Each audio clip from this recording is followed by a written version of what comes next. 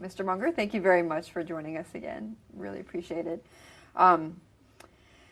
The shareholders meeting, from all accounts, from people I've talked to, have said, went very well. A lot of people appreciated how, Warren Buffett just tackled the Lubrizol Sokol, situation directly.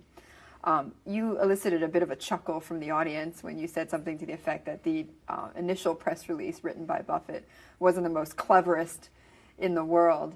What would you have done differently? Well, I don't think I want to redraft that press release right here, but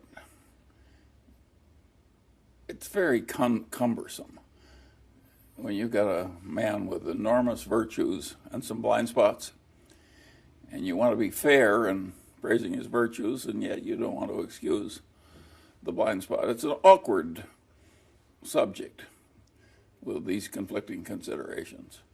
And it was difficult, and all I can say is we could have done better.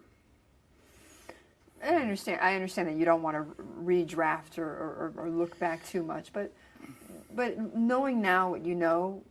Obviously, if it made it more complete in the first place, it would have been better. Mm-hmm. But knowing now what you know about what transpired between David Sokol and Lubrizol and the bankers, would you have chosen then? Would you and Buffett have chosen at that point to actually let David Sokol go versus allowing him to resign? I don't think I want to go into hypotheticals, but you heard Warren say that the behavior was inexplicable and inexcusable. Well, if it's inexcusable, you can draw your own considerations, your own conclusions, I mean. If I may, I wanted to go get some facts straight, because I know that you and Mr. Buffett wanted to make sure that all the facts were out there. There seems to be the two sides are saying two different things about whether or not Sokol had been contacted during the audit committee investigation. Yeah, I don't want to get into the last detail of who said exactly what on what date. I wouldn't even remember, and I wasn't there at all of them. But I want to just read for you, though, because David Sokol came out through his lawyer with a statement, and he said specifically, every question asked of Mr. Sokol on or prior to March 30th and any information requested of him has been provided. The audit committee report, which was prepared by the law firm of Munger, Tolles, and Olson, contains errors and omissions, both of which could have been avoided if the audit committee had inquired of Mr. Sokol. I don't want to get into that last little bit of argument between lawyers. They're always going to disagree about some little fact or point of emphasis. I'm only interested in the big picture. And in the big picture, well, you had a very talented, dedicated man who had some blind spots and stumbled into something that was, as Warren said, inexplicable and inexcusable. That's the substance of what happened. That doesn't mean we don't continue to admire the man's many good qualities. Mm-hmm. Did this completely come out of left field for you? Well, of course. If we thought it was coming, we would have been smart enough to ask when he bought the stock. Right. But no, it came out of left field.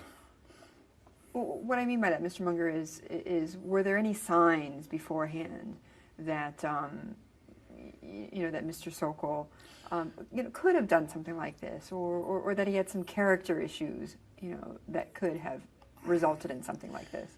I would not have expected any character issue. I think he's a bit pugnacious and determined. And so in that sense, you could imagine him stumbling into some controversy. And but no, apart from that, I would have no reason at all to expect. The truth of the matter is, it was crazy. There was a definite lapse of judgment here. What he did was crazy. Yeah. Describe to me your relationship with David Sokol during the time. Well, it's not close, but I certainly have admired him because he's solved so many problems for us, and he's the kind of a man, when he has something to do, he just rolls up his sleeves and works at it hard until it's done. So he's a very remarkable executive. Is there anyone at Berkshire now? And quite smart. Oh, absolutely, and you know, oft repeated that you know his business know-how was very important at Berkshire. So I wonder, is there anybody within Berkshire now who could step up to do some of what he was doing already at Berkshire? There are certain things that he would do better than anybody we have. But for the great bulk of what he did, we have plenty of depth of management to handle it. And in some cases, the people will do them better than he would, which is what you'd expect. Mm-hmm. That some things would be done worse and some better after he left. But it almost, from what I've read, is oftentimes you would bounce off investment ideas with him. Is that right? No, I called on him to study BYD. Okay. Because he's an engineer, and he was making himself very useful to Warren, and BYD is a high-tech business, and I thought if two of us got convinced, we'd have a better chance of getting Warren to authorize an investment. Mm-hmm. So that's the only time I've really worked closely with David, but it was very successful. Mm. David has had a lot of success in life, which he deserved. Is Berkshire going to suffer without somebody like him anymore within the company? Well, the right answer is no, but that's also true. You take somebody who's even more remarkable, Warren. In my opinion, Berkshire will flourish after Warren's gone. I don't think anybody is essential given the momentum we now have in place. Mr. Munger, I know that on Monday you'll have a board meeting. Yeah. We were talking with Howard Buffett, and he said some of these issues, you know, will likely be raised again at the board. It'll be the first time all the directors will be physically together. Yes. Since all of this transpired. What do you think are some of the questions that you'll be answering, and some of the issues that will have to be raised? Well, of course the board is going to discuss an issue like this, because how often do we have one like this? Once every 25 years? Hopefully never. Yeah, but once every 25 years you've got some glitch. And of course it'll be discussed. But it's the nature of good enterprises that they know how to accept change, even a sudden unexpected change, and go on quite creditably. And that's exactly what will happen at Berkshire. Is there any consideration of changing in some ways the way some of the CEOs are supervised, or not at all? Well, I would say that the Berkshire system, which has worked very well for about 50 years, maybe we had a couple of near scandals, one every 25 years. I think that's a good record. I don't think human nature allows you to get a record much better than that. And our system for doing that is to select very trustworthy people and trust them immensely. And that's worked very well for us. And people become more and more trustworthy when they've been trusted and it's successful, and then they're trusted more and it's successful, and so on. It's the most efficient kind of organization you can possibly have, is a seamless web of deserved trust. But Mr. Munger, and that's what we're trying to do, and why would we change it when it's worked so well? Just because we've had one glitch. But a year ago, today, you would have said the same thing, and yeah, you would have said the same thing about David Sokol, right? Sure, but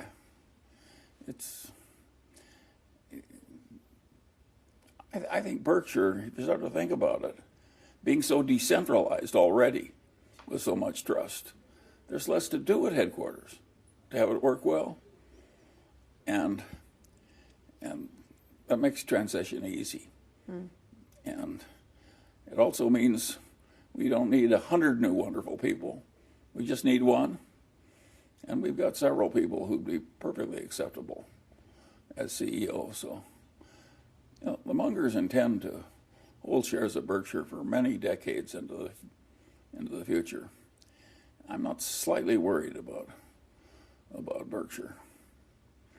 I raise the issue only because I think Berkshire will do well after Warren dies, and if we can spare Warren, we can spare Sokol. I raise the issue only because some have said, perhaps Berkshire, a more than $200 billion company, has grown to a point where perhaps a decentralized structure may need to change. Yeah, most of the people who talk that way have never managed anything successfully. They're pundits. But we have a successful operation. And many of the underlying businesses are the best of their kind in the world.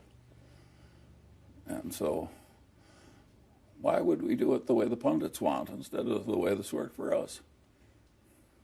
Have you talked with David Sokol since he left? No. Did you ever plan on it? Or No. Any reason for that?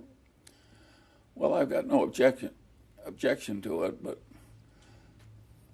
he's so decisive and so action-prone, and he's got his own life to rearrange, and he's the type that makes his own decisions. He's not asking anyone for advice on that, and so there'd be absolutely no reason to expect a lot of contact. Would you have any advice for him right now? I don't believe in trying to change adults that are of the age he is.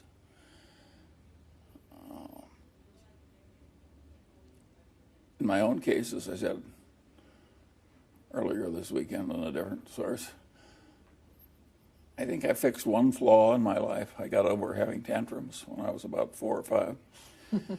But every other flaw I haven't fixed. I've just counterbalanced it with offsetting virtues. And I think Sokol is a lot like me in that respect. So I think most people have to do that. I'll bet in your own life you've fixed damn few flaws, but that you've counterbalanced a lot of flaws with virtues that will carry the freight. I think that's what we're dealing with here. Mr. Munger, I've also said that, since this came to light, with David Sokol, that it only drove home the point even more that, he was, in fact, one of the successors to Warren Buffett. And I know it's an issue that gets raised constantly, but we're not going to tell you anything about succession except that we're not worried about it. What would be the disadvantage, though, now that Mr. Sokol is no longer with the company, to acknowledge that he was, in fact, a front runner, at least, to run Berkshire Hathaway? What would be the disadvantage? We didn't do that before he left. Why would we be going into it now? There's a lot to be said, in my judgment. You got somebody as able as Warren, as to wring him out to the very last drop. Warren has not lost any significant ability in the first 80 years, and he is very good at what he does. And the Berkshire system is to let executives stay as long as they're productive. Other people have a different system. And the minute you start anointing successors, it's just causing a lot of confusion.